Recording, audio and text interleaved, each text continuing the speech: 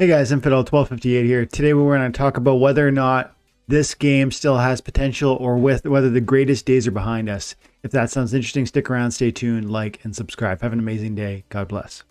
Samirian just added, which part of this I kind of agree with, saying you don't agree because you're disconnected. Most of the time, whales got there mostly through the airdrop. I think, well, the whales got there before the airdrop. I have 7K in the game, and I will never be able to purchase packs on a level you can because I will never grow the same you have for the same 5-year time frame. People are upset not because of the reward nerf. It's they are not getting the opportunities, and like that's the thing. You get the biggest reward when you are there when it is literally nothing. Sure. You can't get the exact same opportunity that these guys had back when it was on Kickstarter. Yeah. There's zero possibility. Totally. If you want that, you have to find the next game. Yeah, you have to take risks on other things that are not proven. No, Right now, that's fair. Sorry. I just wanted to keep saying. Right now, you're getting far less reward than what all these other people have gotten in the last, 2 years, we'll even say 2-3 years. But you're also taking a lot less risk. Yeah. I think. Totally. So much less risk. Like Totally. the people that had the land, the people that put $10,000 into land, 2 years ago. Yeah, I want to say it was 15. And Ape's talking poop. Yeah, I see that. And so it's a thing of these opportunities are not going to be the exact same. But are you going to be mad if you made 50% of your money back in a year? I wouldn't be. It's a thing of people aren't being patient. People don't really understand investments. Yep. People don't understand that this isn't something that has ever been out there in the last 100 of years. Mm-hmm. Even talking about in terms of video games that we've had since early 70s, mid 70s. Yeah. This has never been a thing. No. This is a revolution. This is literally going to change video games forever. And people are just impatient. And it's our game, like by recent analysis, there's probably between 10 and 40,000 actual live players playing this thing.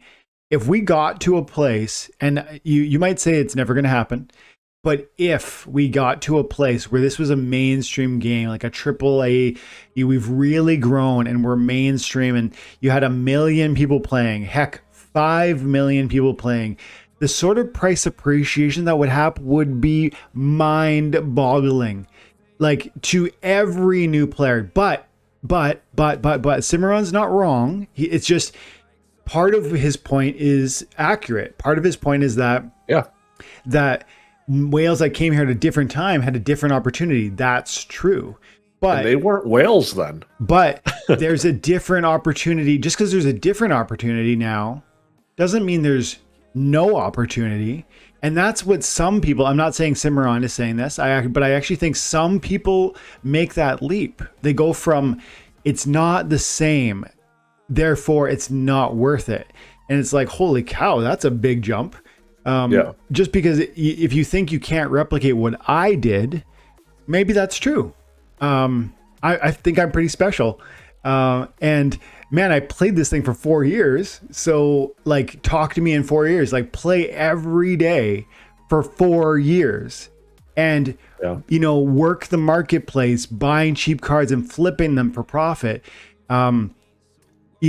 Explore opportunities, triaging DEC and, packs and, you know what I mean? Like just you could do all those things. You can, but you're probably right. You individually might not. But dude, if you think that means you can't make life-changing opportunity for yourself, I don't know. I mean, I just disagree. And you say, I disconnected. Yeah, I am. I've got a different story than you.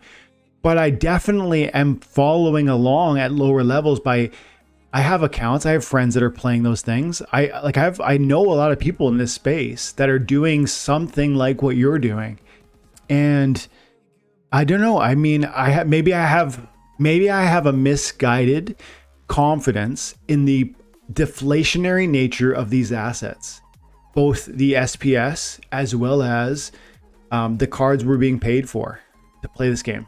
But I don't think so. I actually think you guys, Cimarron being one of these people, is underestimating what that could look like in 4 years' time. Now, that doesn't mean in 4 years you're going to be a bigger whale than me, because my whole story is unfolding still too. And I'm doubling down on what I've already got. And so you're right. My story probably gets even bigger, hopefully, God willing. But I really sincerely believe that people who are taking it seriously also have crazy opportunity. And even if it's not as big, it's still pretty cool. It's a video game, and it's rewarding you. That's pretty wild. It's a fun debate, man. Yeah. Go ahead, Jim. I was just gonna add, like, I definitely don't take any of this stuff personally from Cimmerian. Like, totally. I know that other people have different views on this stuff. I tend to see it in terms of, sure, things haven't been as great for me as they definitely could have. I've invested a lot of money into this. I have lost a lot of money into this game. And I'm still looking at it in terms of, this is so early. Yeah. We don't even have advertising in the States. There's zero advertising. We're at a point where nearly everyone hates NFTs. We're at a point where people I don't want to say like don't understand it, because I think they do. But it's more of a thing of, they're so used to getting pooped on. I wanted to say the other word so badly. Yeah. They're so used to getting pooped on and seeing all these scam things out there, and it's like, we're still in the early stages of blockchain gaming. Yeah. Right? Splinterlands can be a huge forerunner, right? Yeah. Even if the game isn't outstanding, with what they're doing right now, right? Say their game doesn't blow up like we all want it to. Sure. But them getting into partnerships with other companies, and what if one of those games blow up? And there's things you're able to utilize SPS for inside that game. Yeah. What if they become the central hub of multiple gaming platforms, and now you're able to utilize your SPS for these different games? Yeah. There's so much stuff that, and Aggro is super excited about the partnerships. I can't wait to see what the partnerships are. They are saying, like, big names. I don't know what big names mean. Yeah. You know, who knows? It could be Blizzard, right? Yeah. I just, it could be Elon Musk, right? They're buying. What if it's Elon Musk? I saw a YouTube video the other day. I think he's buying Splinterlands. Yeah, and I was just gonna say, like, I don't take any of this stuff. I don't want Cimmerian to be like, oh, they're just not understanding what I'm saying. I'm just gonna, like, not listen to them. Sure. I want to hear other people's opinion on stuff. Totally. Yeah, me too, buddy. Cimarron, absolutely, pal. And I see you reading. I'm reading your next comment. He says, "Oh, I don't disagree with the opportunities, or I wouldn't have the amount of money in the game I have. I mean, I came in at 12 cent SPS, but even at 5 cent, my investments have stayed the same or grown because of what I've done. But more of that has come from other things than rank rewards. Yeah, and but yeah, it's." Cimarron, like, pushes back. Like, he regularly drops a comment like this that is, like, challenging, and it's great because you aren't the only one that's wondering that. Like, you aren't the only one who's expressing and feeling that, even though you are sharing some of the confidence I'm sharing, like, you are clearly, you holding these assets, you think there's real opportunity, as you said in the last comment.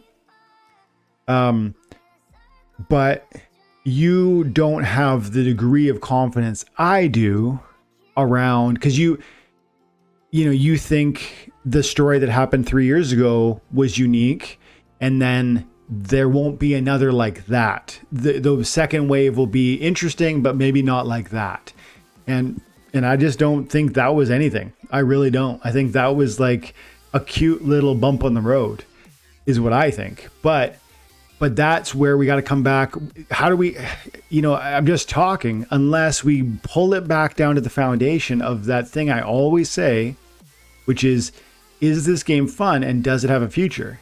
Because if those two things are actually true, then we can imagine that this growth potential could be realized.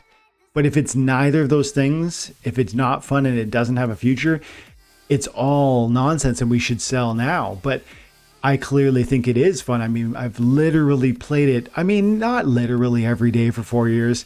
It's been most days though. It really has. It probably, I'm going to say it's probably on average 4 days a week, every week for the last 3 years and like 10 months or 9 months or something like that. And, I don't know. I still jump out of my seats when a good match happens. At Splinterfest with that stun battle, Jim, man, like when a good match happens, you're like, yeah, you're into it. So that's exciting. And then I saw an amazing comment from Ape. He goes, Ape of Wall Street, he goes, hashtag pray to earn is my tag. Yeah. Hashtag pray for games is Dwayne's.